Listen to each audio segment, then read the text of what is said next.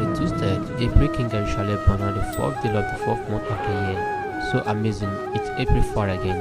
Happy birthday to you, Mr. Adekoya Adedeyinbo Oluwasegun Lacrim. Ó káàbọ̀ sínú ọdún tuntun rẹ lónìí o. Yóò yẹ ọkùnrin yẹ̀ ńlọ wá ní fọdún léyìí ṣàṣemọ láṣẹ Elédùmarè. Olúwatọ́miwá ló kàn sí mi gàngàn ó lóun lọ́jọ́ ìbí rẹ̀ Lacrim gbé kínkí ọ dáadáa. Ó ní àṣọdúnmọ́dún báyìí ní ṣàwà àṣọdúnmọ́dún àṣòròmórò báyìí ní ṣàwà àṣòròmórò.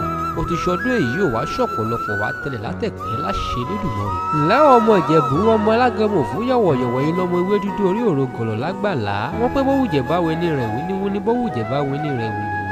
Bó sì tún wùjẹ̀ bu afẹnu rẹ̀ tó kù ṣọdún agẹmọ. Ǹlẹ́ ọmọ bí a ti rẹ́yẹ mọ́rò pàrókòtò yẹn ti lọ.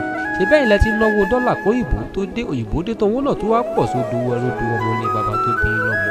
Ó wà ní fọdún léyìí ṣàṣemọ òní rámáyò ní dèrò ẹ̀yìn ayé òní ṣòro rẹ̀ ò sì ní fẹ́kún lọ tòrè láṣẹ Elédùmarè.